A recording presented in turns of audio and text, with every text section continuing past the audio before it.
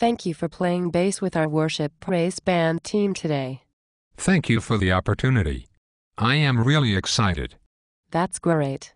Although you should appear worshipful, not excited.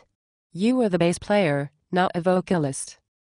I am excited to be worshiping God with my instrument. I understand. I will be worshiping God with my keyboards. But I want the congregation to be watching me, because I will be leading the singing.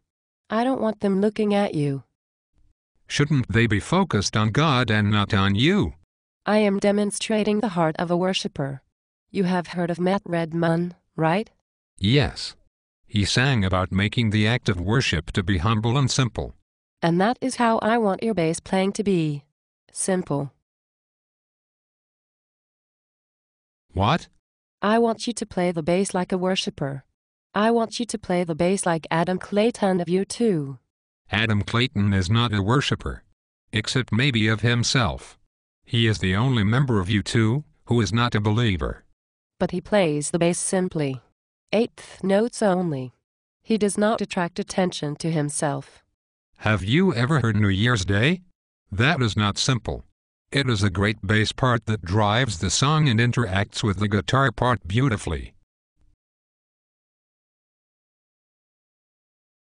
I do not want you to interact with anybody except the drummer. You need to lock in and be tight. You will do this by playing eighth notes. The drummer is not playing straight time on the kit. He is playing on the toms like the drummers from Hillsongs. You need to lock in and be tight by playing eighth notes. Have you ever heard of Abraham Laboreal?